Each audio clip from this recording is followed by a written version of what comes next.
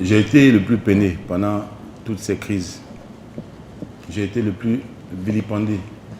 Mais aujourd'hui, je souhaite que chacun de nous choisisse ses mots pour s'exprimer. Choisisse ses mots pour toucher le cœur des uns et des autres. Aujourd'hui, faisons en sorte que tous, ensemble, que nous ne composions qu'une seule équipe. Une seule équipe pour faire grandir notre football. Bonsoir à tous, bonsoir à toutes. Soyez les bienvenus sur le plateau de la Grande Team. Un triste lundi pour nous. Le football ivoirien a perdu un grand homme qui restera à jamais un modèle pour les générations à venir. Vous l'avez compris, ce premier numéro de la semaine est un hommage spécial que nous souhaitons rendre à Sidi Diallo. Et pour commencer, nous adressons nos sincères condoléances à sa famille et à ses amis proches. Pour en parler ce soir, nous recevons un membre de la Grande Team, Jean-Philippe Oria, et trois invités qui ont connu l'homme, qui ont travaillé avec lui. Eliane Herveau qui est avec nous. Bonsoir Eliane. Bonsoir Tia. Comment allez-vous? J'aurais pu aller mieux, mais ça va. Effectivement. Augustin Couillot, bonsoir. Bonsoir. Merci d'avoir accepté l'invitation. Merci. Et Monsieur Salif Bictogo, bonsoir. Bonsoir. Alors c'est vrai qu'on aurait aimé vous recevoir dans des circonstances un peu plus joyeuses, mais si vous deviez trouver un seul mot pour qualifier Sidi Diallo, ce serait lequel? Eliane. Détermination. La détermination pour vous. Jean-Philippe. Je dirais le courage. Le courage. Le courage surtout. Augustin. Bonté. Et Salif. La gagne. Voilà. Alors, écoutez, émission spéciale, hein, vous l'avez bien compris. Vous pouvez, comme d'habitude, y participer en interagissant avec nous via la page Facebook de la 3. Vos commentaires seront reçus, seront lus également hein, pendant toute la durée de l'émission. Allez, on va commencer tout de suite avec l'actu de ce soir.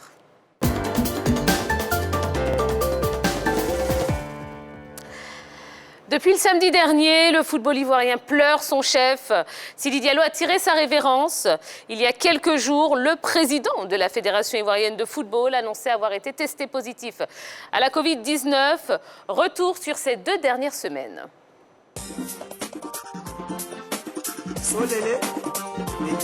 9 novembre 2020, la Fédération ivoirienne de football annonce que le président de l'instance, Sidi Diallo, est testé positif à la Covid-19.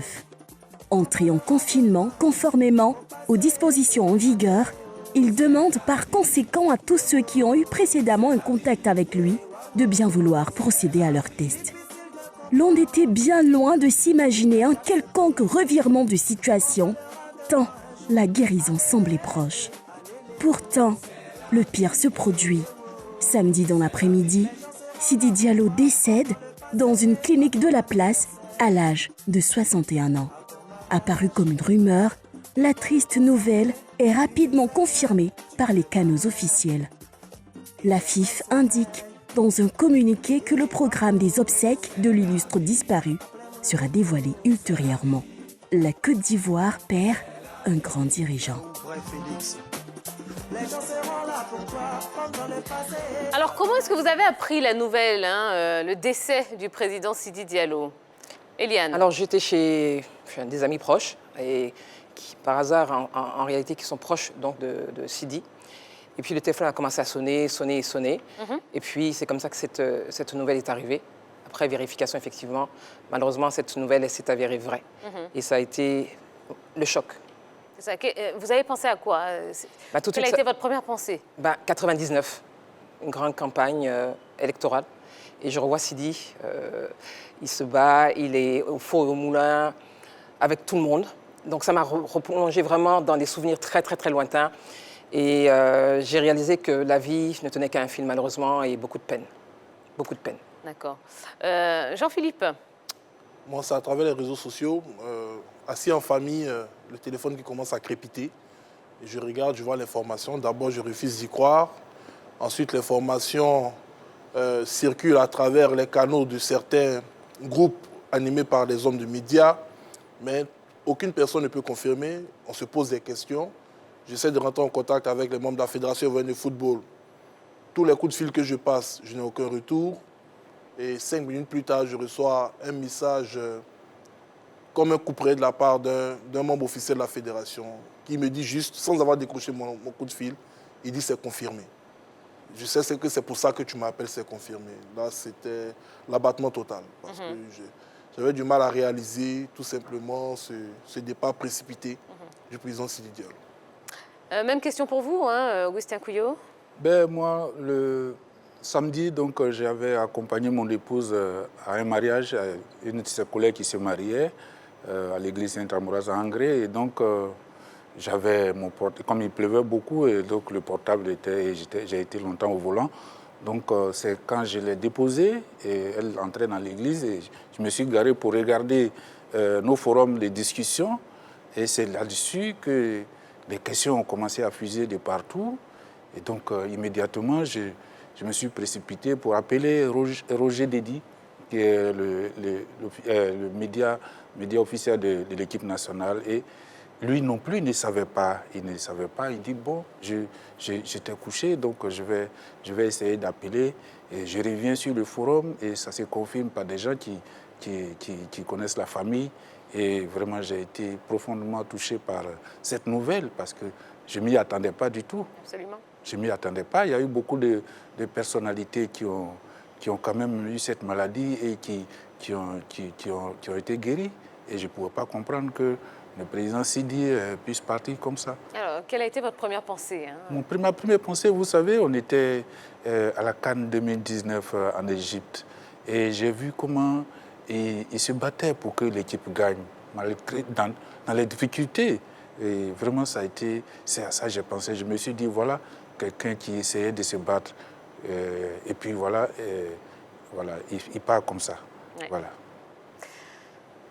Salif Bictogo. Ouais. Disons que c'est un peu dans les mêmes conditions. C'était un samedi, donc je jouais au Scrabble. Et dès que je me suis levé pour aller prendre mes ablutions, il y a le président délégué de la JCA qui m'appelle. Il me dit, ah, on vient de l'appeler pour l'informer que le président Sidi nous a quittés. J'ai marqué un étonnement. Donc il venait vers moi pour savoir si c'était la vérité. J'ai dit, ok, je vais appeler le directeur exécutif pour m'enquérir. J'ai appelé le directeur exécutif, le grand frère Sami Tiassé, qui m'a répondu, c'est pas bon. Honnêtement, sur place, je me suis effondré. C'est un frère, donc, comme on dit, les grandes douleurs sont miettes. Ouais. Là, j'ai pris un coup. Même question que pour les autres, hein. Votre première pensée, elle s'est tournée vers qui, vers quoi? Ma première pensée s'est tournée vers son père, qui en l'espace de 6 mois perd 2 de ses enfants et les aînés. Et ça a été, c'est un père à nous tous. Ma pensée s'est tournée plutôt vers le papa. Et c'est difficile pour lui aujourd'hui. Et vraiment, on est de cœur avec lui. Absolument. Des acteurs du football ont réagi à la disparition du président de la Fédération ivoirienne de football. Écoutons-les. C'est par téléphone que j'apprends que Sidi est mort et c'est mon directeur commercial qui m'appelle pour me demander si j'ai appris la nouvelle. Je lui ai dit non. Quand il me dit écoute, j'apprends que Sidi est mort, renseigne-toi. Et je prends des renseignements, c'est une vérité qui tombe et on dit que Sidi n'est plus de ce monde. Comme tous les Saméliens ont été entre amis du club de Maracana, on était dans notre fameux troisième mi-temps. Quand pratiquement à l'heure d'un coup d'envoi de match de football, j'ai eu un coup de fil que M. Sidi Diallo s'en est allé. J'avoue que dans un premier temps, j'ai pris le coup. Les amis ont compris qu'il y avait quelque chose que je venais de subir. Puisque non seulement je suis resté retiré du groupe, mais je n'arrivais plus à venir vers ce groupe-là. Donc c'est un d'entre eux qui vient vers moi. Qu'est-ce qui se passe? Et j'annonce la triste nouvelle. J'avoue que j'ai été très, très, très tétanisé par l'annonce. Je savais qu'il était admis parce qu'il suivait sa quarantaine, mais de là à rendre l'âme sans dire au revoir au public, sans dire au revoir aux éléphants. C'est surtout dramatique. C'est Adoumel. Je le regarde, nous sommes ensemble à Bingéville, en train de manger un bout. Et subitement, je le regarde, il m'a l'air attristé, il a le regard larmoyant. Je lui demande qu'est-ce qui se passe. Il me dit le président Sidi n'est plus. Je lui dis, tu parles de quel Sidi? Il dit Sidi Diallo. Mais je vais encore aux nouvelles pour essayer de recouper l'information. Donc c'est comme ça, quelques temps après, voilà, l'évidence s'affiche, le président est véritablement parti. Ben, j'étais à Beauville, lorsqu'un président de club m'a appelé pour m'informer de ce que, sur les réseaux sociaux, il voyait passer cette information. Donc j'ai immédiatement appelé à Abidjan pour avoir le cœur net, et malheureusement, cela m'a été confirmé. Bien évidemment, nous avons appris cette nouvelle et qui pour moi a été une nouvelle à la fois révoltante et consternatoire parce que on se pose la question de savoir pourquoi la mort agit-elle. Beaucoup disent que c'est pour se donner de la contenance, c'est pour se donner de l'importance qu'elle fait ça, qu'elle frappe au moment où on s'y attend le moins. On a été vraiment secoué, vraiment ébranlé par le décès du président Sidi Diallo. Bon, vous l'avez entendu, hein, tout le monde semble quand même sous le choc. Tout le monde a été quand même abasourdi à cause de cette nouvelle. Comment expliquer que ce soit un véritable coup de massue pour tout le monde? La spontanéité c'est un événement triste. Personne ne s'y attendait. Tout à l'heure, M. Couillot l'a dit. Quand on sait qu'il y a eu des personnalités, des personnes qui ont contracté la Covid-19 et qui en sont sorties, même le directeur exécutif, M. Sam Etiassé, l'avait contracté. Quand l'information nous est parvenue le 9 novembre, beaucoup de personnes n'avaient pas pris cette information-là avec, je dirais, cette crainte de ne plus le revoir. On s'est dit, bon, de toutes les façons, c'est une maladie qui se traite ici. Le président va nous revenir et les choses du football vont continuer.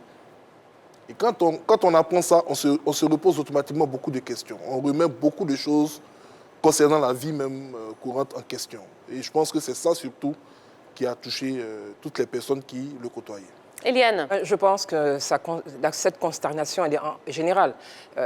C'est vrai qu'on vit une période particulière pour le foot ivoirien et ça touchait tout le monde, au-delà de ce qui peut être différence ou divergence, parce que Sidi ne laissait personne indifférent, de par son caractère, de par son amour pour le football, il faut le lui reconnaître, et pour sa personnalité.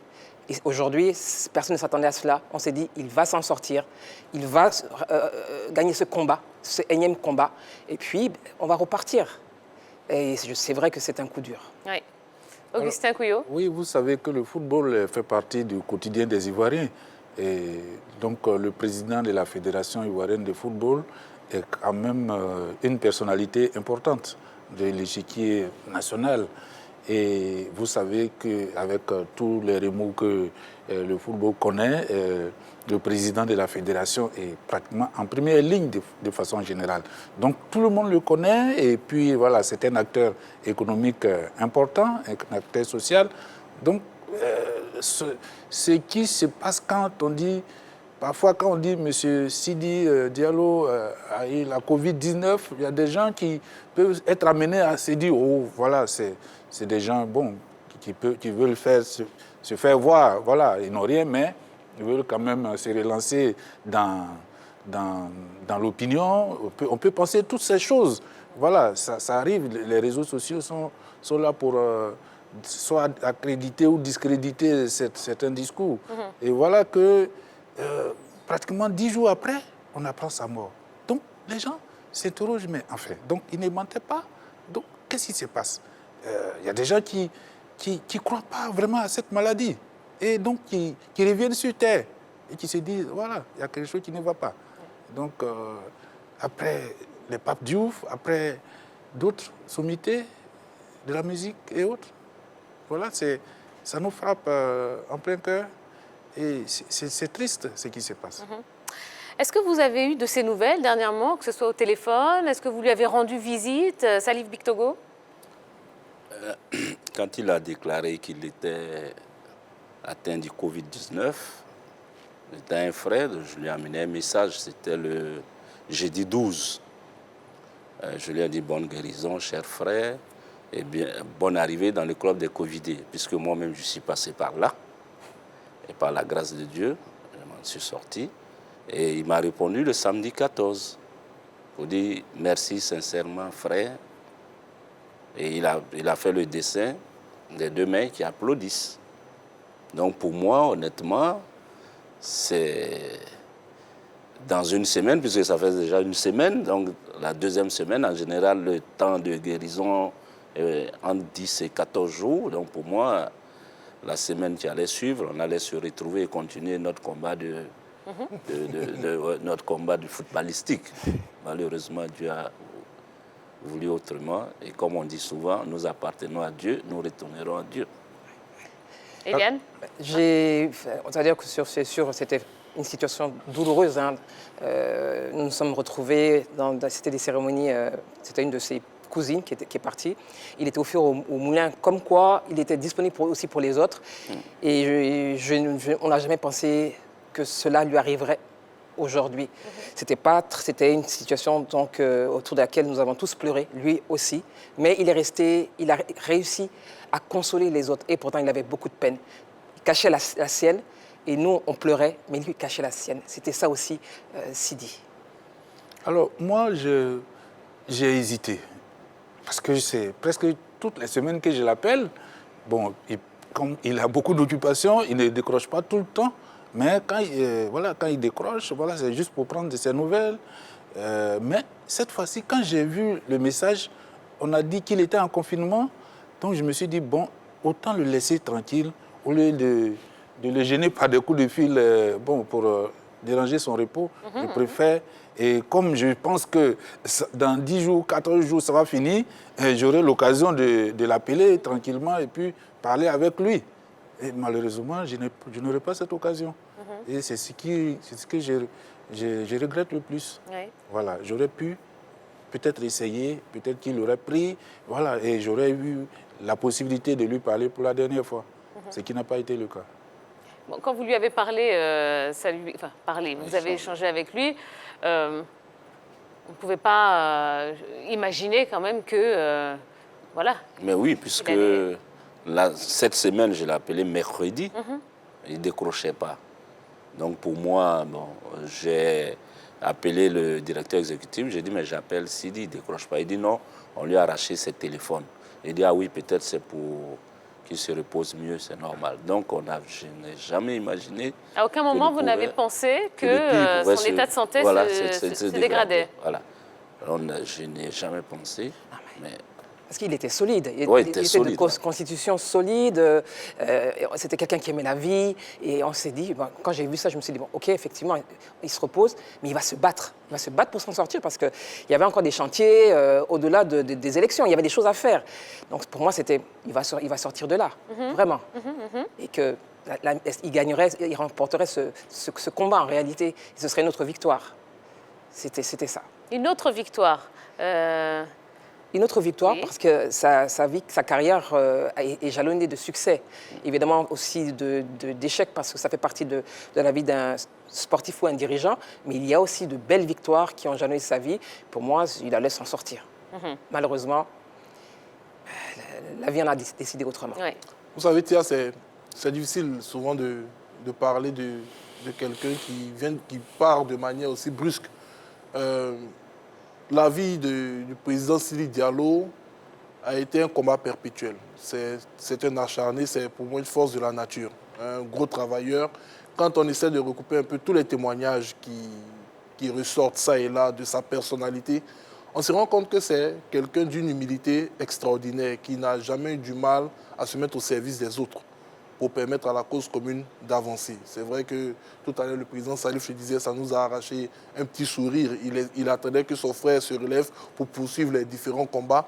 Mais il n'y a jamais eu d'animosité réelle dans le monde du football ivoirien. C'était surtout un échange d'idées, un problème de point de vue. Sinon, ils sont tous unanimes sur la grande générosité du monsieur et son apport inestimable pour le football ivoirien. Et même en dehors du football ivoirien, c'est quelqu'un qui a beaucoup aidé différents acteurs de la vie publique à travers des œuvres sociales. Il était vraiment proche des gens. C'est rare de voir une personne faire autant l'unanimité sur ses qualités humaines. Et je pense qu'il en avait énormément. Pourtant, il en a pris des coups. Il en a donné aussi. Ça, il faut le dire, parce que, je veux dire, c'est vrai que moi, je me dis très souvent, bon, quand quelqu'un part, on est parfois dithyrambique, alors c'est vraiment des éloges, etc. C'était un homme, c'était un être humain avec ses défauts, ses qualités, quelqu'un, je peux me permettre de le dire, parce que c'était un grand frère, parfois aussi têtu. C'est vrai, il avait ses positions, il fallait vraiment le convaincre pour qu'il change. Et puis, il avait sa vision, sa façon de voir les choses. Mais il a affronté, c'est vrai, des combats. Tout le monde n'était pas toujours d'accord. Mais il pouvait prendre le téléphone comme ça et me dire « Allô, bonjour Eliane. Ça fait un moment que je ne l'ai pas appelé. Moi, j'étais gênée. Puis il me dit « Ah non, il n'y a rien, c'était juste un bonjour. » Ça aussi, c'était Sidi. Il n'y avait rien derrière.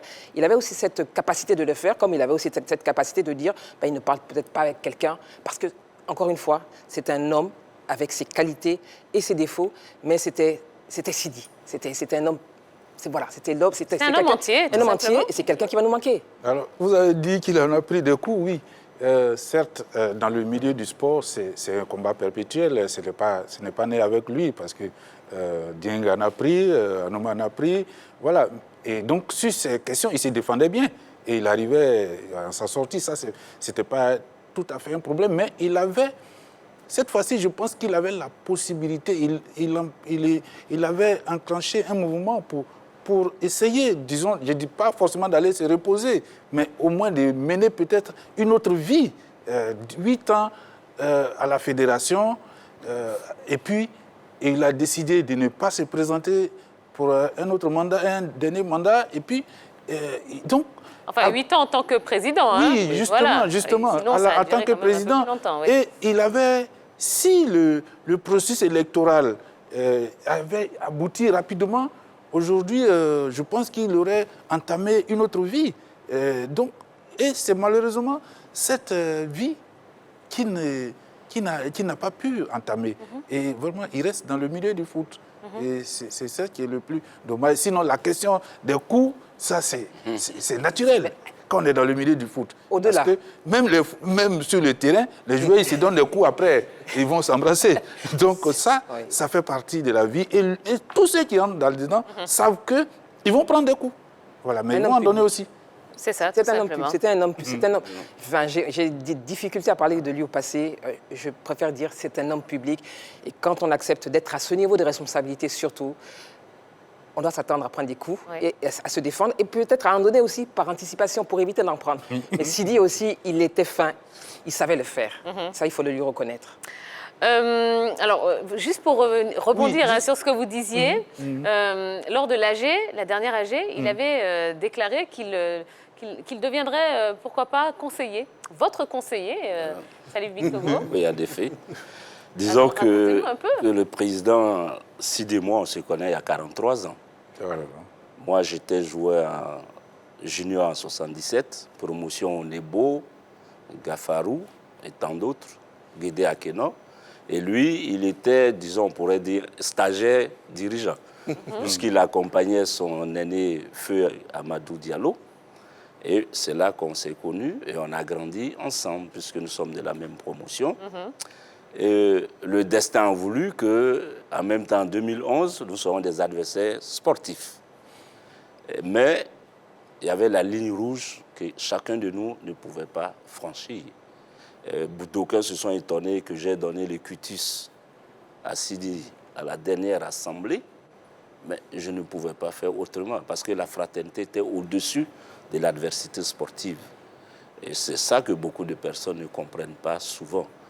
Nous avons nos différends dans la gestion du football, mais nous sommes restés frères durant toute notre vie. À mon dernier anniversaire, il était chez moi. J'y venais justement. Ah bon. Il était à votre dernier anniversaire. Où on a dansé ensemble. Et tout. Ensuite, j'étais au mariage de son fils. Donc, je veux dire, en dehors des clichés qui sont présentés autrement, nous sommes restés dans la fraternité. dans la fraternité. Je dis 43 ans, ce n'est pas 40 jours, ça fait beaucoup dans notre vie. Je respecte le président Sidi pour l'homme qu'il est, malgré notre adversité sportive. Alors, en 2011, on a assisté à cette bataille épique. Moi, j'étais à la Caisse Tab.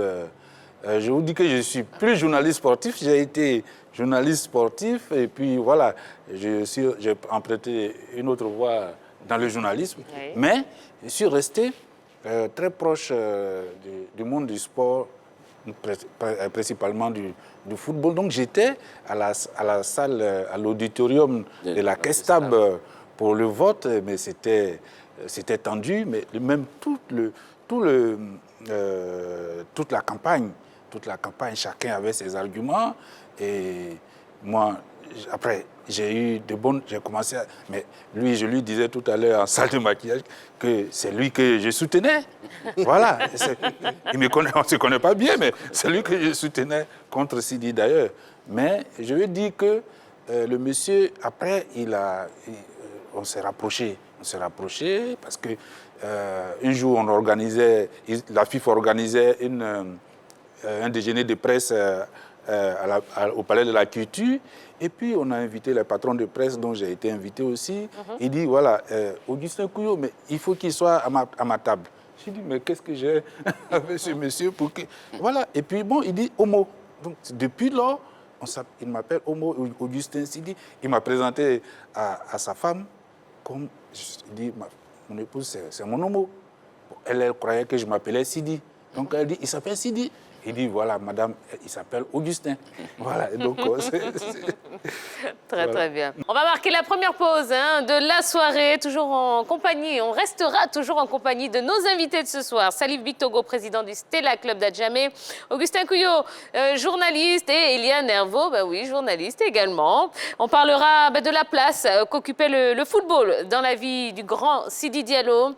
Et aussi de ses succès, évidemment. Et puis, on vous invite tout au long de l'émission à nous envoyer un maximum de commentaires, de réactions sur la page Facebook de la 3. A tout de suite, ne bougez surtout pas. Bonsoir si vous venez d'arriver. Bonsoir également à ceux qui nous prennent en cours de route. Nous sommes dans une émission spéciale, hommage au président de la Fédération ivoirienne de football, Sidi Diallo, qui nous a quittés ce samedi. On est en direct jusqu'à 22h et toujours en compagnie de nos invités. Salif Bictogo, président du Stella Club d'Adjamé, Augustin Couillot, journaliste, et Eliane Herveau, qui est également journaliste. Et on n'oublie pas notre cher ami Jean-Philippe Auria. Alors, on va continuer à parler de la vie de Sidi Diallo, de son œuvre également. Et vous savez que le Sidi Diallo et le football, c'est une relation qui dure depuis plus de 30 ans. Alors, président Salif Bictogo, vous qui le connaissez depuis de longues années, vous avez dit 43 ans exactement. Est-ce que vous pouvez nous raconter comment il est arrivé dans le football ? Mais comme je l'ai dit, il n'a peut-être pas eu la chance d'être un grand joueur comme nous. Ça, c'est pour un peu dérider. Et donc, il était, comme je dis, stagiaire, dirigeant, puisqu'il suivait son aîné. Il était à tous nos entraînements. Et à partir de là, quand il a eu l'âge de diriger, il a commencé par le handball Stella. On avait une très grande équipe de handball. Donc déjà là, il était passionné pour le sport. Et c'est en ce moment que son frère est arrivé comme président en 1993, je crois. Et à la suite de ça, quand il est parti, il était déjà dans le sillage. Mais Sidi, ce qu'il faut reconnaître, ce n'était pas un homme, il avait tellement l'humilité qu'il n'aimait pas se faire voir. Il aimait jouer, être en deuxième position. Et ça, pour donner sa pleine mesure. Et dans toutes les campagnes qu'il a participé, je me souviens en 1992, c'était l'homme à tout faire de l'équipe nationale de feu Dieng Ousseinou, coupe que nous avons remportée. Auprès du président Jacques Anouma, ça a été pareil. Je me souviens d'une réunion à laquelle on a convié le président Jacques, à l'époque quand il était président au Novotel.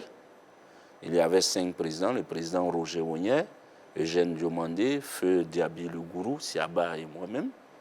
On avait demandé à cette époque au président Jacques de faire revenir le président Sidi parce qu'il avait démissionné en temps pour convenance personnelle, parce qu'on avait estimé qu'il y avait un manque au niveau de l'équipe dirigeante après son départ. Ça a été une réunion très houleuse. Je crois qu'on avait commencé à 11 h pour terminer à 20 h. Donc ce fut vraiment un jour difficile pour le président, même Jacques, parce qu'on avait souhaité vraiment son retour. Bon, il a donné ses raisons, on est resté sur ça. Donc je veux dire, c'était un homme passionné qui faisait, qu'il avait la gagne. Surtout, c'était un homme de coupe. Il aimait les défis et il aimait, c'était un homme de coupe. Parce que quand il allait pour la CAN même 2012, il avait en tête, pardon, c'est ça, 2012. Oui, en finale. 2012, voilà. Oui, c'était au Gabon. Voilà, c'était au Gabon. Il avait l'ambition de ramener la coupe. Et à chaque fois, malheureusement, ça n'a pas souri. Et je crois que ça lui est resté au travers de la gorge. Et il a réussi à le faire en 2015. Donc c'est pour ça que j'ai dit, ce que je retiens de lui, c'est la gagne. Il aimait les trophées. Alors des acteurs du football reviennent eux aussi sur la vie de l'homme dans le football. On va dire qu'il a sucé le football au lait, parce que son père, Abdoulaye Diallo, le patriarche aujourd'hui, fait partie des pères fondateurs du Stella Club d'Adjamé, l'Étoile d'Adjamé, l'US Bla, l'Union Sportive Bloc Lagunaire, et puis le Resta qui vont fusionner pour donner le Stella Club d'Adjamé. Il est à la base de cette fusion.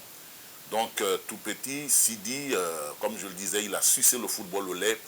Il est resté là pendant longtemps. Le titre que le Stella gagne en 84, il fait partie des véritables dirigeants. C'est le plus jeune, les anciens me l'ont dit, c'était le plus jeune du groupe, mais c'est lui qui était aux petits soins de l'équipe, de cette équipe du Stella, des Boé Norbert, qui gagne son dernier titre en 84.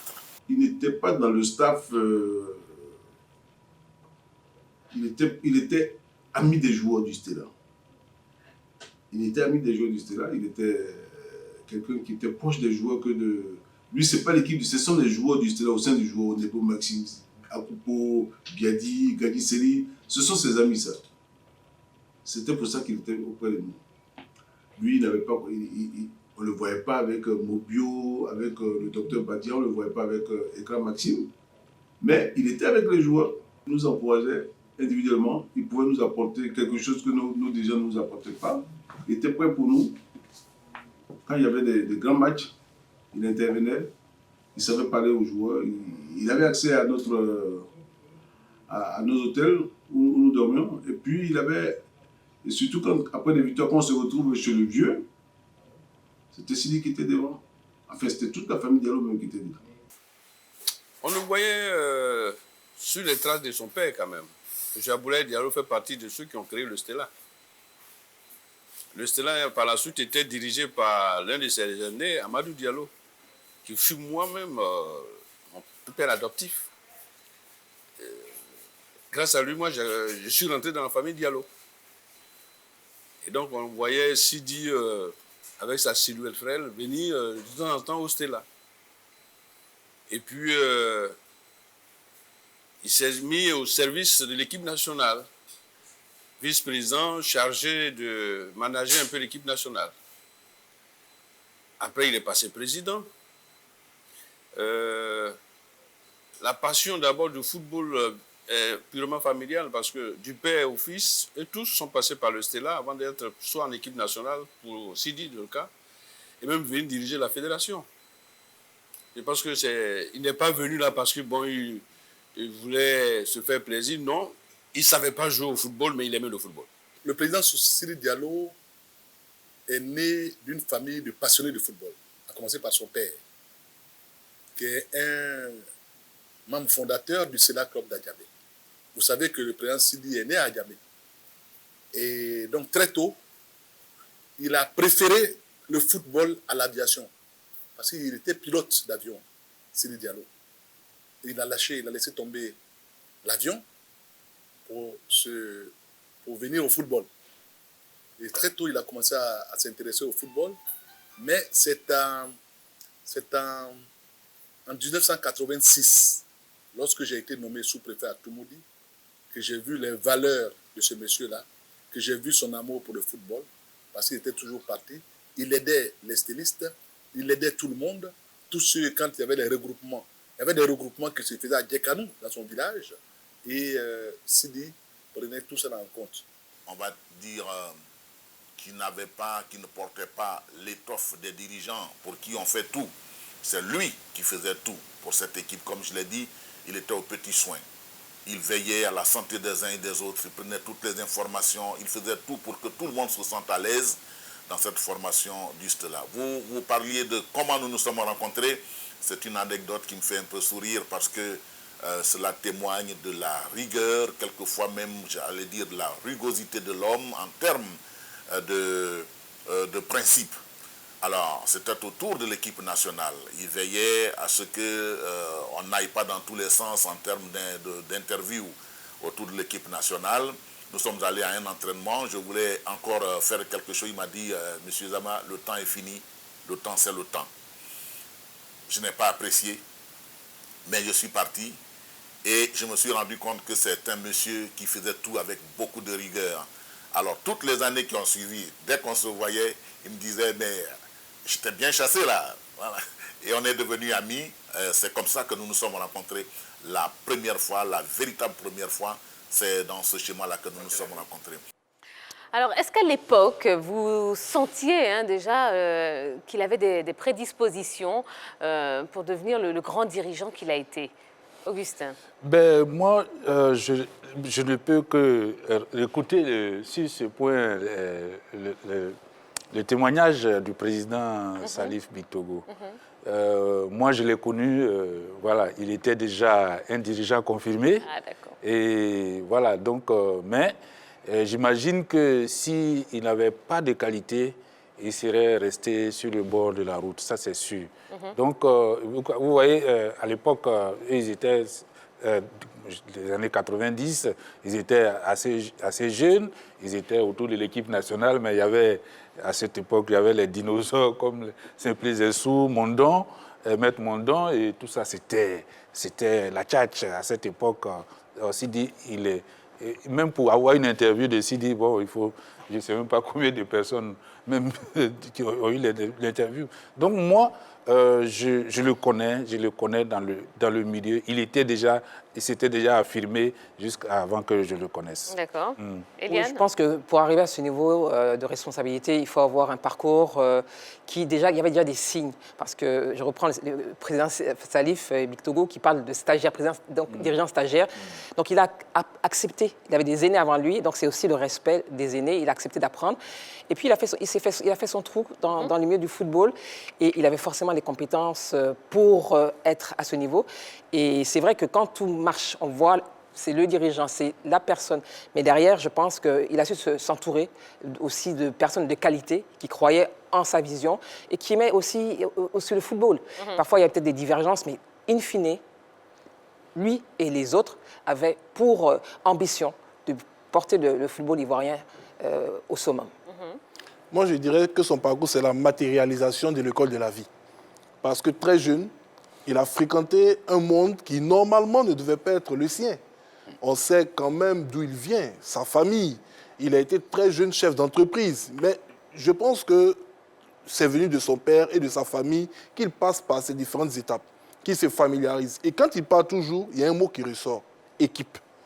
Et pour être un bon dirigeant, il faut avoir l'esprit d'équipe. Et il a toujours mis l'esprit d'équipe au devant de toutes ses actions. Au-delà du football, ça a été un formidable chef d'entreprise. Aujourd'hui, c'est vrai, on ne peut pas toutes les citer pour des questions de publicité, mais presque tous les Abidjanais connaissent les entreprises qu'il a eu à gérer. Et ce sont des entreprises qui marchent. Donc, c'est un homme qui a beaucoup appris dans sa vie de toutes ses expériences, surtout liées au sport. Parce que le sport, comme le président Papa me le contredit, c'est l'école de la vie. On y apprend pratiquement toutes les difficultés et on fait tout pour vite les régler. Et je pense que ça l'a beaucoup aidé. Depuis tout petit, il s'est forgé un caractère pour atteindre cet objectif et il l'a atteint. Bon, on va demander à celui qui le connaît depuis 43 ans. Donc, est-ce qu'il avait ces prédispositions-là? Ah oui, puisque à force de forger, il est devenu forgeron. Donc, à partir de ce moment, mais comme je l'ai dit, il n'aimait pas se mettre devant. Il aimait faire le travail le travail bien fait. Et c'est ce qu'il a fait. Il a bien servi le président Dieng, il a bien servi le président Jacques Anouma. Disons que même pour être président de la fédération, c'est un concours de circonstances. Au départ, il n'était pas très enthousiaste de venir parce qu'il dit non, moi j'aime rester derrière pour aider les gens. Ça, c'est l'humilité de l'homme. Et je me souviens qu'à une époque, on avait un président au niveau du Stella qui avait démissionné et on lui a demandé de gérer avec le feu Bas Suleiman, qui était notre président. Et lui devait être coprésident. En respectant l'aîné, il s'est éclipsé, mais il s'est mis au service du Stella. Donc, ce n'est pas quelqu'un qui voulait forcément le fauteuil du numéro 1. Parce qu'il se disait qu'il pouvait servir à tous les postes. Je reviens un peu, selon notre bataille sportive, on a fait 1001 réunions pour que, parce que moi aussi, je n'étais pas attaché à un poste de numéro 1 ou numéro 2 pour qu'on essaie d'arrondir les angles pour aller en consensus. Bon, ça n'a pas été le cas. Donc, c'est dire qu'il était prêt à la discussion et à trouver le monde compromis pour qu'on puisse avancer, pour que le sport se développe. Alors, comment est-ce que vous jugez ce qu'il a accompli en tant que président et que dirigeant, du moins? Eliane. Alors, je vais juste faire, si vous permettez, un stop à 99.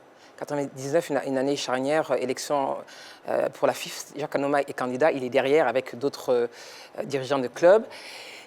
C'est vrai que Jacques Anouma perd ses élections, mais il dit, et ça je me souviens, il dit, tout le monde était effondré, il dit non, mais il est resté, je dirais, positif en disant cet échec prépare le succès de demain.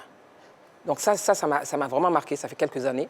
Maintenant, concernant ce qu'il a accompli en tant que dirigeant, en tant qu'acteur, je préfère dire ça comme ça, du football ivoirien, je pense qu'il a marqué ce football ivoirien et cela va demeurer. Parce que quand on regarde dans les différents clubs et son passage, ce qu'il a apporté, c'est vraiment, comme on dit, c'est de l'encre indélébile. Et ça restera pour l'éternité. Augustin. Alors, quand on a gagné avec l'équipe nationale la deuxième CAN, Coupe d'Afrique des Nations, quand on a gagné la première, même n'étant pas président, mais responsable des équipes nationales en 92, je pense que c'est déjà les deux, être impliqué dans les deux succès les plus importants de l'équipe nationale de Côte d'Ivoire, c'est déjà une marque qui reste. Je vous assure qu'en 92, quand on gagnait la Coupe, nous tous, on était dans la rue. Et en 2015 également. Bon, nous, on avait déjà gagné une fois, donc nous, on était déjà des anciens de la victoire. Mais voilà, les jeunes, en 2015, c'était la même chose. Mais en 2006, on était qualifiés pour la Coupe du Monde. Et nous, on ne voyait pas forcément Sidi. On voyait Jacques. Mais il était impliqué. Mais en 2006, c'était l'euphorie la plus totale. Moi, j'étais en train de... Ce jour-là, bon, on ne croyait plus en l'équipe nationale de Côte d'Ivoire. Parce qu'on se souvient que le Cameroun nous a proprement laminé sur nos propres installations ici. Donc personne n'a dit, voilà, ces éléphants, on va plus les... C'est fini, on ne les regarde plus. Voilà, on s'en fout. Ils n'ont qu'à jouer, nous. Voilà. Et puis, voilà, je me promène à Yopougon en train de... Je voulais déménager, donc je courais avec les opérateurs immobiliers et un coup, voilà. De monde. Mais c'était fabuleux. Et voilà, des gens qui nous ont rendu cet honneur, cette joie, on ne peut pas les oublier. Donc, il a forcément marqué son passage. D'abord, à 2012, 92, 2006, et puis avec les jeunes. En 2013, je crois, ils ont gagné la Coupe d'Afrique. Les 17 champions d'Afrique. Des cadets. Voilà, des cadets. Donc, c'est sûr. Maintenant, évidemment, nous, les supporters, on veut gagner toujours. Voilà. On veut gagner toujours. Donc, quand il y a des échecs, on charge tout le monde. On charge tout le monde. Et ça, bon, ils le comprennent, les dirigeants, ils le comprennent. Mais bon... Mais il souffre, je pense qu'il souffre un peu quand même que tout ce qui a été accompli disparaisse à la suite d'un échec, d'un échec. On ne peut pas tout gagner dans la vie. Et je pense que ce qu'il a gagné en 30 ans, c'est déjà énorme. C'est énorme et on ne peut que le féliciter. En tout cas, louer sa mémoire, qu'il repose en paix parce qu'il a fait ce qu'il avait à faire. Absolument. Salif Bictogo, un petit peu plus tôt dans l'émission, vous avez évoqué vos combats footballistiques, ce qui veut dire que vous n'étiez pas toujours d'accord. Qu'est-ce que vous pensez aujourd'hui de ce qu'il a accompli? Il a accompli de grandes choses. M. Kouyo a égrené beaucoup de choses. En 92, c'est vrai, on était tous au Sénégal, mais pas dans les mêmes positions. Ils étaient membres de l'équipe nationale. Nous, on est allé en tant qu'ancien athlète grâce au président Houphouët-Boigny. On est resté jusqu'à la finale. Il ne faut pas oublier qu'il quand même nous ramène l'organisation de la CAN pour 2023. Eh oui. Ouais, on avait tenté en 2000 avec le président Jacques. Oui. Ça n'avait pas marché. Et là, il nous ramène quand même la CAN pour 2023. Et ensuite, on est aussi qualifié pour les Jeux Olympiques. Donc, je veux dire, sur le plan équipe nationale, il a réussi. Et il a réussi. Disons que nos griefs, souvent, sont allés sur le côté du football local. Absolument. Mais le football local, disons clairement, ça n'a pas souffert depuis son arrivée. Le football local a souffert bien avant son arrivée. Ce qui a été dommage, c'est la continuité de la souffrance qui a été faite. Donc, et comme je l'ai dit, nos divergences étaient plus sportives que fratricides. Moi, je pense qu'il a, toute modestie mise à part, le plus beau palmarès des dirigeants sportifs ivoiriens. Ça, il faut qu'on se le dise. Tout à l'heure, M. Kouyo, le président Salif, Mme Herveau ont égrené un tant soit peu des points visibles de son action au niveau des équipes nationales. Moi, j'ai un point particulier qui est pour moi le coup de cœur, c'est la première participation de l'équipe nationale féminine à une Coupe du Monde. Parce que quand il arrivait, il avait décidé de faire de ça un point essentiel de sa gestion, permettre au football ivoirien, football féminin ivoirien, de se développer. Il est allé chercher Mme Touré Clémentine qui était en Guinée équatoriale. Ils ont monté un beau projet et qui a commencé à porter ses fruits. Ça a permis à la jeune féminine de s'émanciper dans la pratique de ce sport. C'est un homme qui voyait large. Il a organisé également des ligues au niveau du football local. Puisque je crois, au temps du président Jacques Anouma, il y avait 2 ou 3 ligues, la Ligue 1, la Ligue 2, la Ligue 3. Ils ont essayé de mettre en place des ligues régionales. Ils ont essayé. Parce que, comme je l'ai dit, je préfère parler du président Sidi Diallo dans un ensemble, parce qu'il était très équipe dans l'esprit. Ils ont essayé, ils ont remporté des trophées. C'était un véritable chef d'orchestre. Et aujourd'hui, quand on s'assoit et quand on regarde ce que la Côte d'Ivoire a pu glaner depuis son entrée dans le football ivoirien, surtout sous sa présidence. Ça, on en parlera un petit peu plus tard. On en parlera. N'allez pas trop vite en besogne. Jean-Philippe. Je voulais juste dire quelque chose, c'est vrai, permettez, parce que je suis quand même sur ce plateau, ancienne handballeuse. C'est vrai qu'il a gagné beaucoup, mais ce n'est pas le dirigeant le plus titré. Parce que le handball a gagné en club et en nation. Je pense qu'il n'y a pas aujourd'hui de discipline aussi titrée que le handball. Mais je reconnais au président Sidi Diallo, et je suis d'accord avec lui, c'est une équipe, c'est un ensemble qu'il a réussi. Il a réussi, on le voit lui, il a réussi à driver, à tirer l'ensemble vers le meilleur. Donc vous avez de la chance que je n'utilise pas mon carton. Non, j'aurais dit en football. Voilà. Merci. Allez, alors, chaque fois que le football ivoirien a glané des lauriers, eh bien, Sidi Diallo était présent. Oui, on va découvrir avec Dorgelès Kofi son parcours et son palmarès en tant que dirigeant. Bonsoir Dorgelès. Bonsoir Tia, bonsoir mesdames, bonsoir messieurs. Bonsoir Dorgelès. Bonsoir. On va regarder ensemble le palmarès d'Augustin Sidi Diallo sur notre écran magique. Il a contribué à faire gagner le club au plan local et au plan continental. Je parle du Stella Club d'Adjamé, notamment 3 championnats de Côte d'Ivoire, 2 coupes de Côte d'Ivoire, 2 coupes Félix Houphouët-Boigny, 1 coupe de la CAF en 1993, 1 coupe de l'UFOA en 1998. entre 1991 et 1994, vice-président de la FIFA, président de la commission des sélections nationales, membre de la fédération, vainqueur de la CAN Sénégal 92, médaille de bronze CAN Tunisie 94, entre 2002 et 2006, vice-président de la FIFA et responsable des équipes nationales.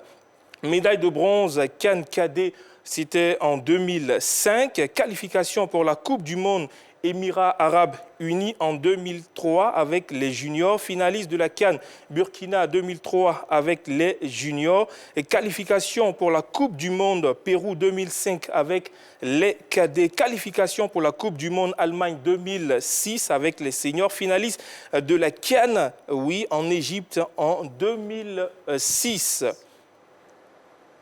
On va regarder encore la tête de la fille, finaliste de la CAN en 2012, vainqueur de la CAN cadet au Maroc en 2013, vainqueur de la CAN en 2015 en Guinée équatoriale, médaille de bronze au CHAN en 2016 avec l'équipe féminine de football de Côte d'Ivoire. Oui, au niveau du championnat d'Afrique, troisième en 2015, qualification pour la Coupe du Monde en 2015, finaliste du tournoi féminin de l'UFOA en 2018 et 2019 aux Jeux africains de Brazzaville. Nous avons terminé troisième en 2015 avec l'équipe de beach soccer, qualification pour la Coupe du Monde Haïti en 2014, vice-championne d'Afrique en 2014. Tia, c'est un grand dirigeant qui nous a quittés. Exactement. Et puis, oui, on n'a pas oublié également la CAN U23, où on a terminé vice-champion en 2019, ce qui nous a qualifié quand même pour les Jeux Olympiques. Donc, c'est à mettre également à son actif. Alors, bon, je ne sais pas si on peut parler de porte-bonheur, mais en tout cas, on peut dire que c'était l'homme de tous les succès. Hein. Oui. Quand vous voyez un tel palmarès, qu'est-ce que ça vous inspire? C'est impressionnant. C'est beaucoup de respect. Il y a, je pense, beaucoup d'informations que tout le monde n'avait pas. Mais c'est vraiment, comme on dit, chapeau bas à Sidi Diallo, qu'il ait été à la tête de la FIF ou tout simplement dans l'équipe. Oui, peut-être un porte-bonheur, mais il a été de tous les bons coups du football ivoirien depuis près de 30 ans. Salut Vic Togo. Idem comme Eliane. Il a été dans tous les bons coups avec le président Feu Dieng, avec le président Jacques. Il a été de tous les bons coups.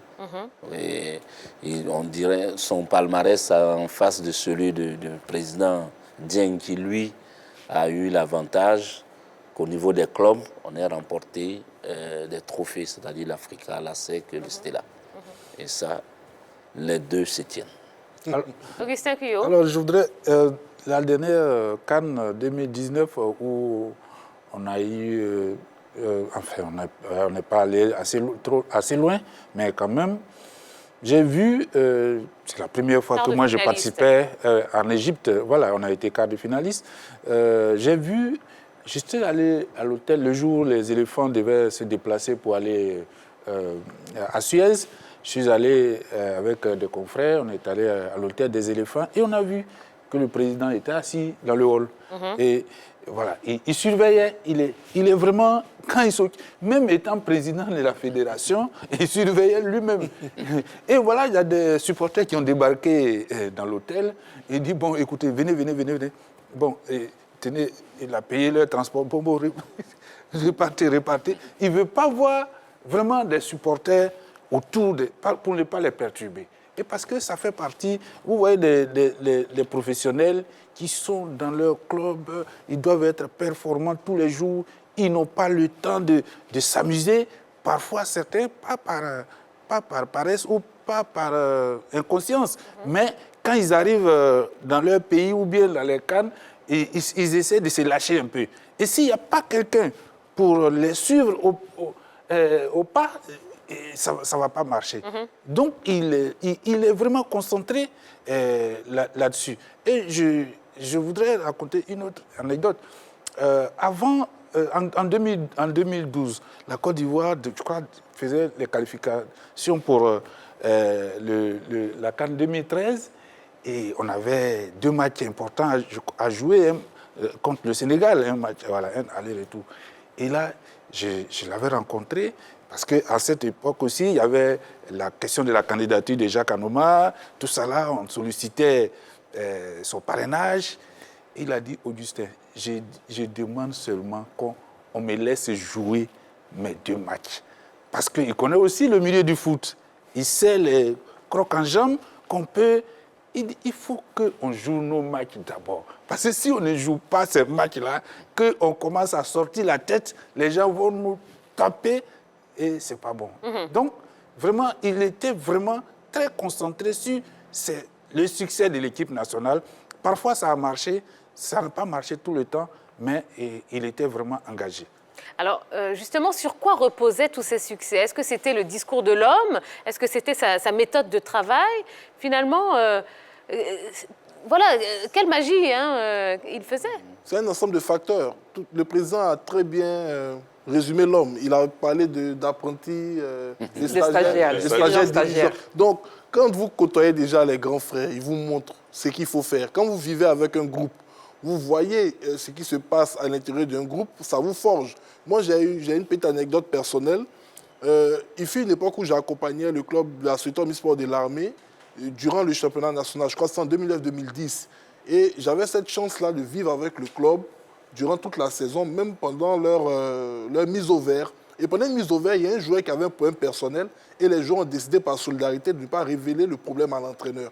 Et lors de la rencontre qui a eu lieu, c'était face à la JCAT, il était le pire joueur. Au bout de 20 minutes, il était sorti.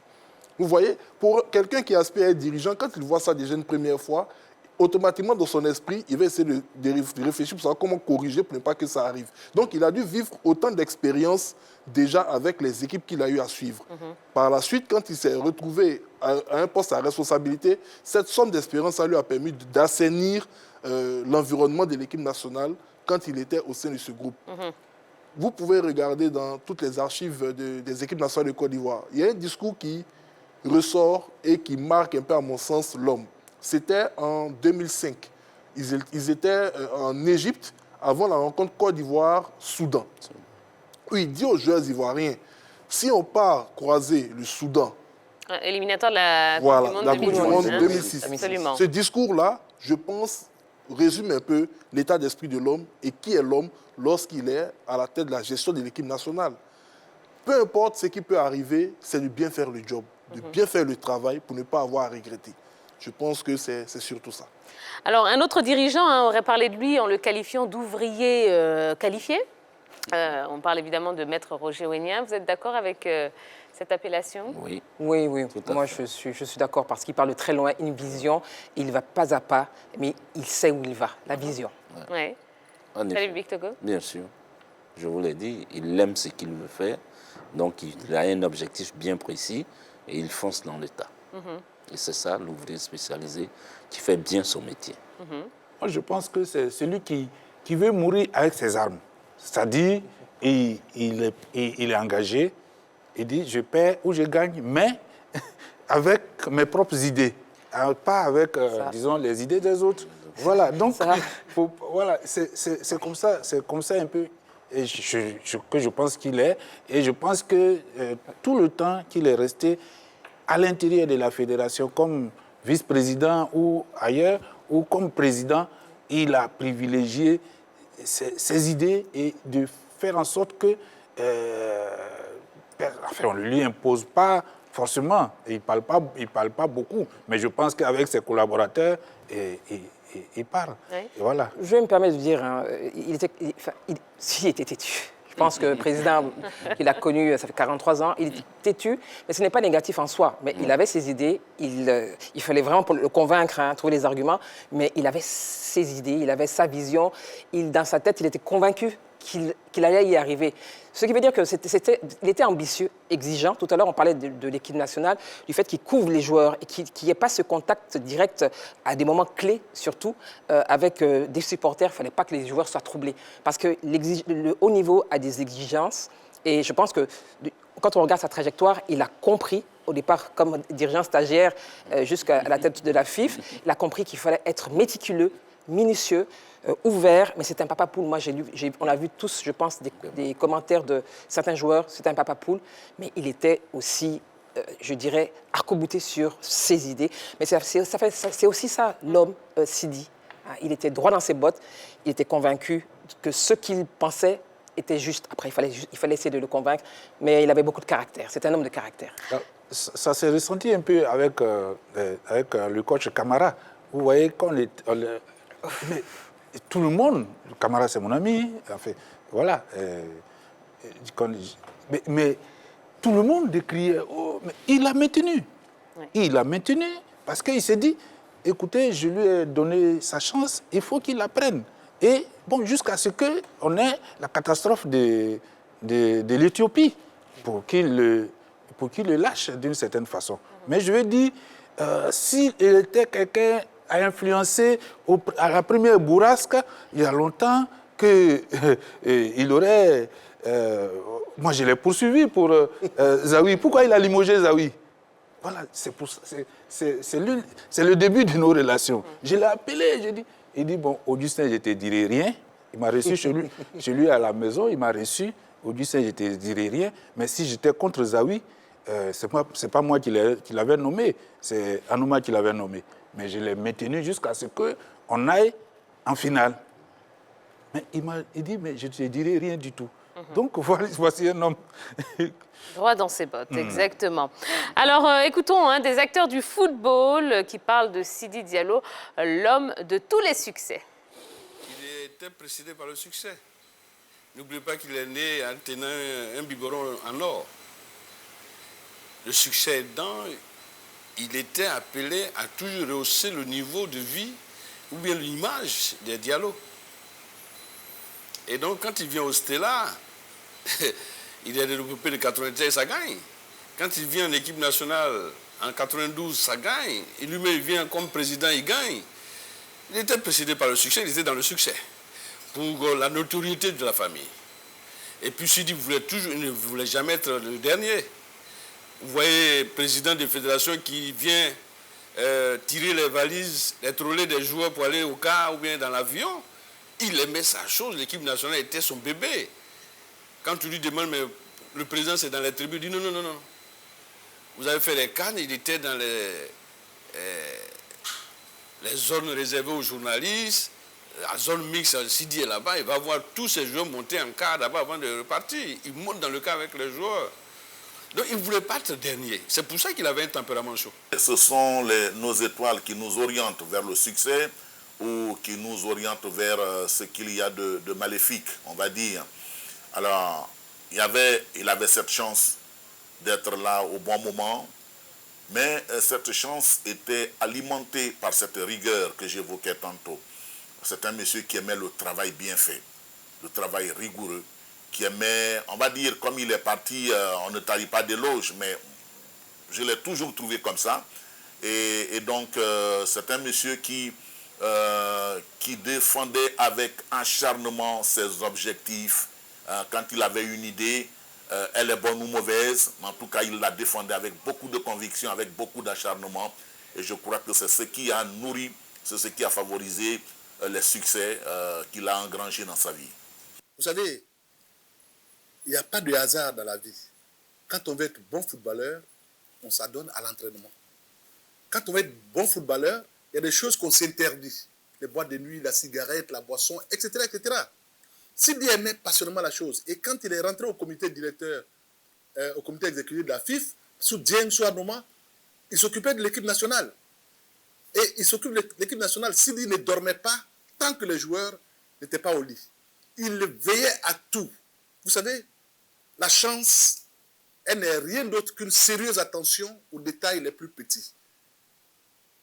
Il veillait à tous les détails. Est-ce qu'ils ont bien mangé? Est-ce qu'ils sont entraînés? Il n'y a pas quelqu'un qui a un bobo? Il évacuait les problèmes de famille de ces joueurs-là. Parce que tu ne peux pas avoir des problèmes de famille et puis aller jouer au football, ça ne marche pas. Mais Sidi réussissait à régler. Il était même un psychologue. Sidi, le sport. Lui, ce n'est pas des déclarations dans les journaux. Lui, c'est l'efficacité derrière avec les gens qui étaient les acteurs principaux. Ceux qui jouaient, c'est ceux-là qui étaient restés, c'est ceux-là qui pouvaient motiver, c'est ceux-là à qui il parlait. Il avait une particularité, c'est être proche des joueurs. Il savait parler aux joueurs. Il les prenait comme ses amis. Moi, je suis la preuve vivante. Allez, on va va marquer une nouvelle page de publicité. Ne bougez surtout pas, hein. On va revenir dans pas longtemps, toujours en compagnie de nos invités. On vous rappelle que ce soir, c'est une émission spéciale hommage au président de la Fédération ivoirienne de football, Sidi Diallo, qui nous a quittés ce samedi. On revient dans un instant. On est de retour sur le plateau de la Grande Team. Je vous rappelle qu'on est en direct jusqu'à 22 h. Soirée spéciale, hommage au président de la Fédération ivoirienne de football, Sidi Diallo, qui nous a quittés le samedi dernier. On en parle jusqu'à 22 h avec nos invités de ce soir. Salif Bictogo, président du Stella Club d'Adjamé, Augustin Couillot et Eliane Hervaux, tous deux journalistes. Et on n'oublie pas notre Jean-Philippe Auréa, qui est également de la partie. Alors, depuis la disparition du patron du football ivoirien le samedi dernier, les messages de compassion et d'hommage affluent de partout. Yellow en a sélectionné pour vous quelques-uns qui ont été publiés sur les réseaux sociaux. Eh bien, accueillons-la, elle va tout nous dire. Bonsoir Yellow. Bonsoir Tia, bonsoir la team. Bonsoir Yellow. Alors, la toile s'émeut face à cette situation tragique que vit le football ivoirien. Des personnalités publiques ont tenu à exprimer leur douleur sur leur page Facebook et Twitter. À cet effet, des candidats à la Fédération ivoirienne de football ont adressé respectivement leurs mots, à savoir M. Sori Diabaté et Didier Drogba. M. Sori Diabaté, merci grand frère pour ces années de service pour ton pays, pour ces années passées à tes côtés. Nous n'arrêterons jamais de continuer ton travail pour le football ivoirien.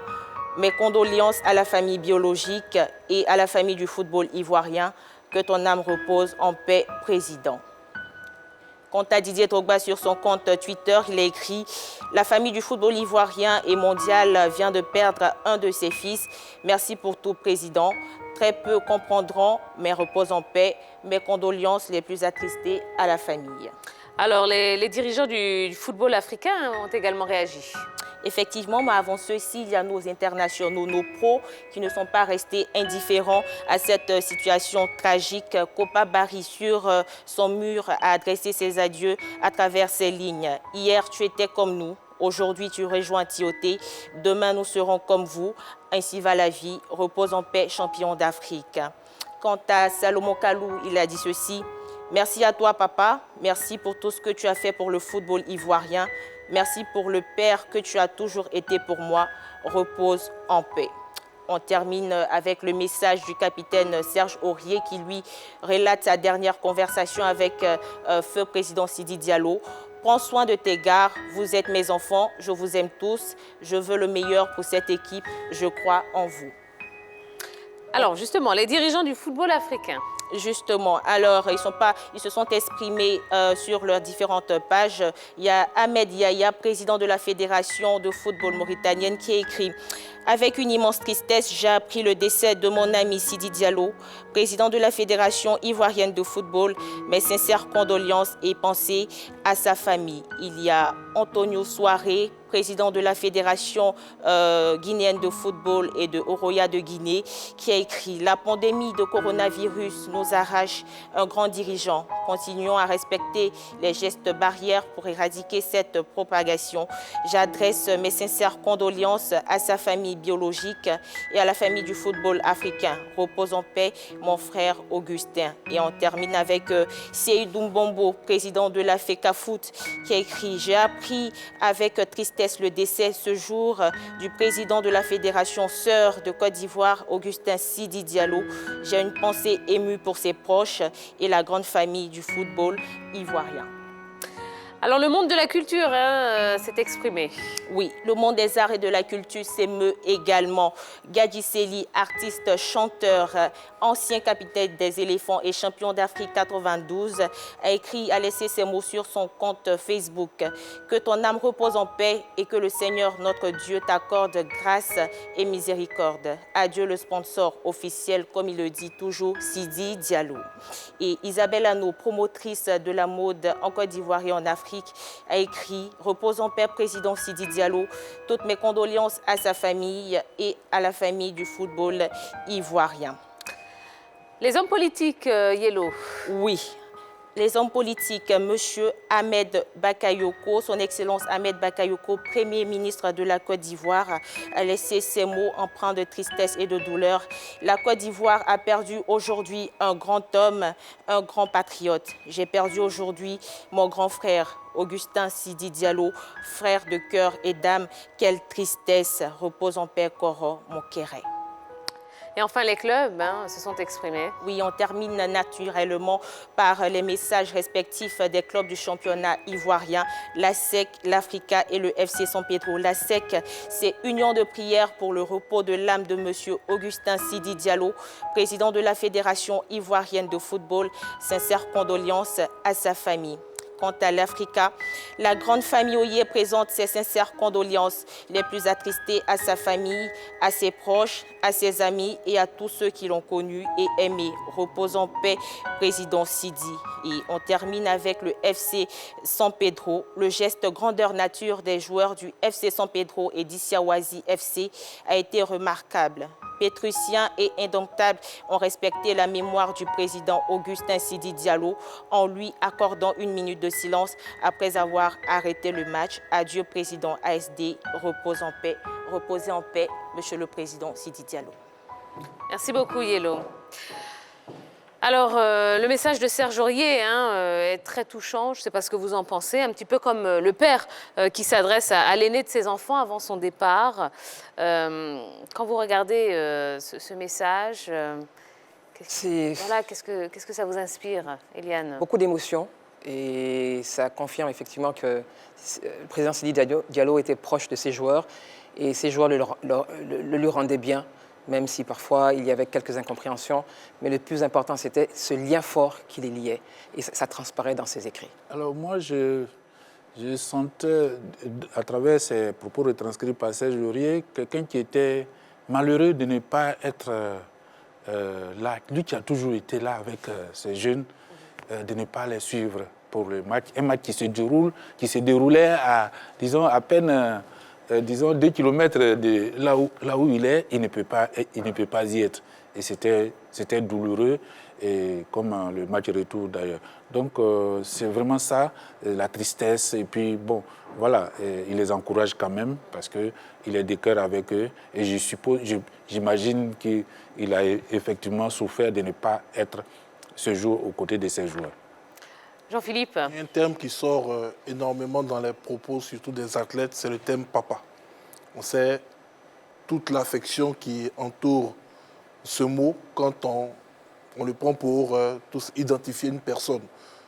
Serge Aurier l'a dit, mais tout à l'heure, il y a le message de Salomon Kalou qui a dit, entre autres, le père que tu as été pour moi. C'est très fort. Et je pense qu'à travers les propos, les joueurs se sont véritablement lâchés. Ils ont véritablement trahi un secret, entre guillemets, du lien qu'il y avait entre eux et le président de la fédération. Parce que pour ceux qui sont externes à la gestion de la fédération, on penserait avoir affaire à un homme austère. Au vu de tout ce qui a été dit, il ne veut pas qu'on approche les joueurs, il veut une certaine rigueur, il veut ceci. Mais à travers ces mots, on se rend compte que ce qu'il voulait avant tout, c'était l'épanouissement de ces hommes, tant en tant qu'athlètes qu'en tant qu'être humain. Et c'est un message qui est fort poignant pour le groupe Éléphant. C'est Papa Poule. Ouais. Donc il couvrait ses enfants.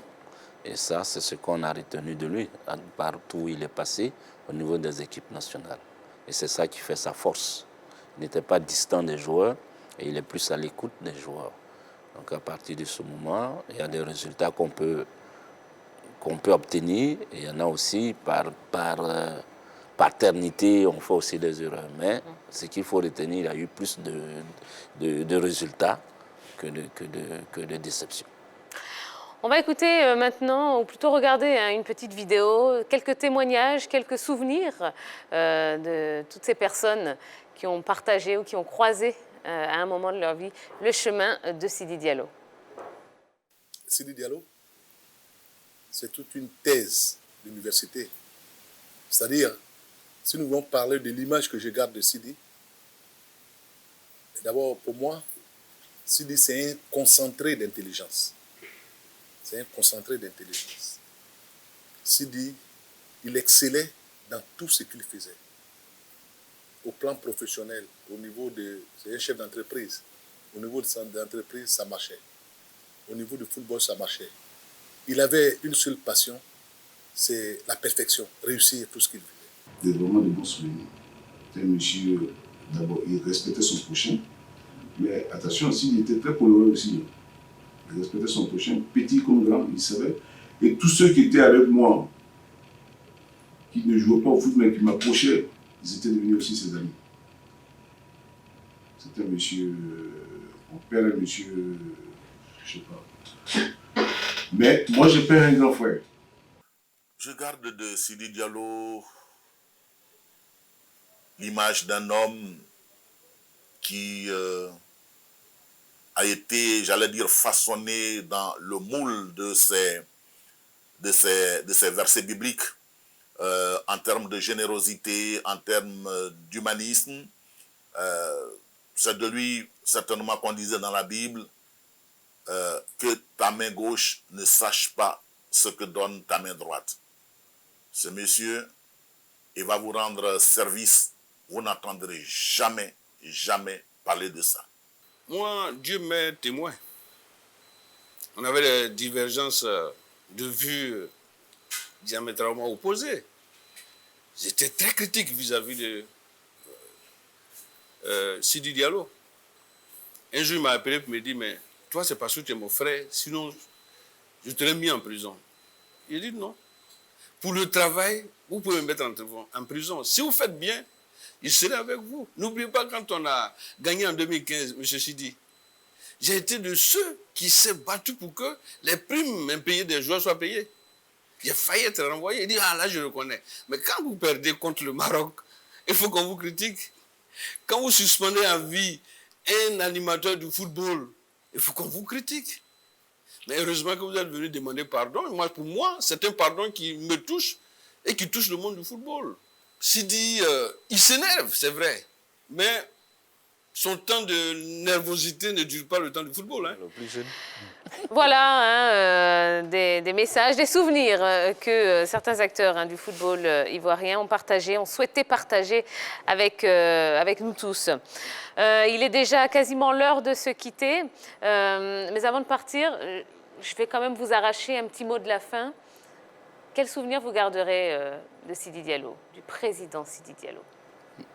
Beaucoup de souvenirs. Vous savez, on dit que l'homme, Dieu nous rappelle auprès de lui. Mais la vraie vie, c'est quand on parle de toi après. Parce que quand on ne parle plus de toi, c'est que vraiment, tu as une double mort.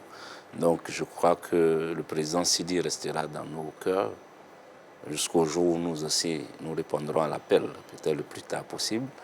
Mais ce que nous retiendrons de l'homme, c'est...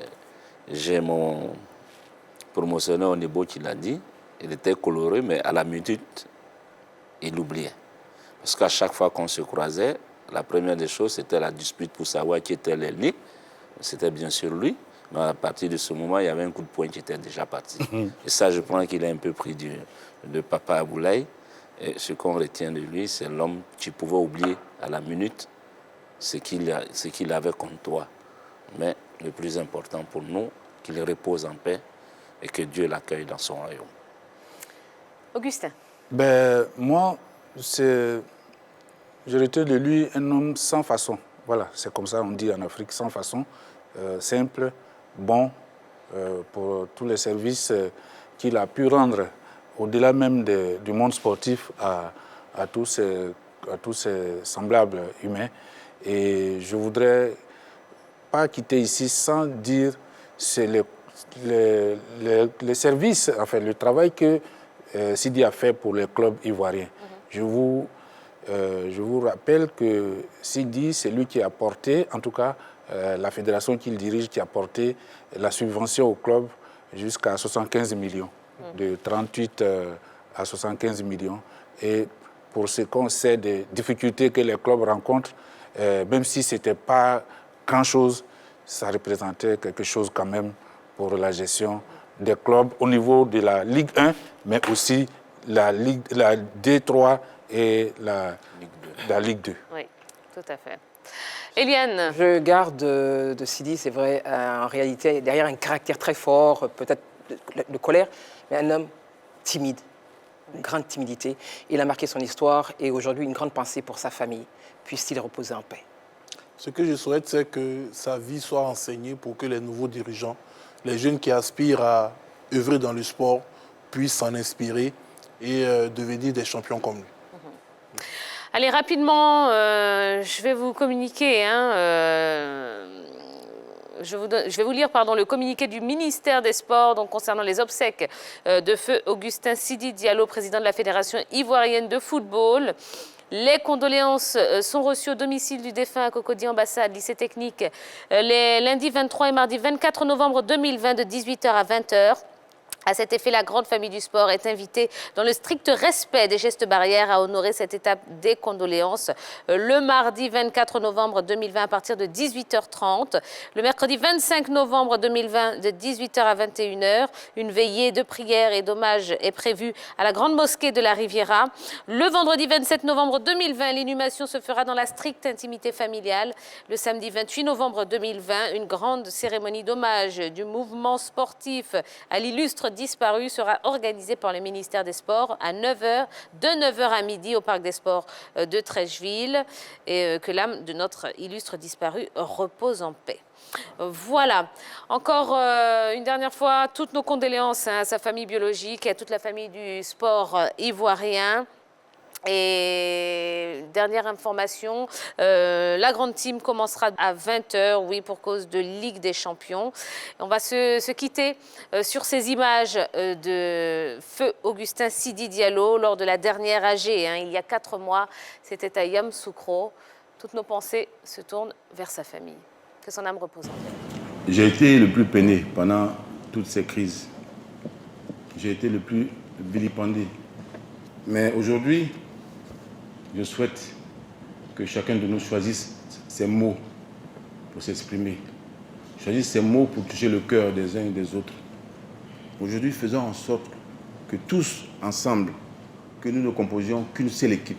Une seule équipe pour faire grandir notre football.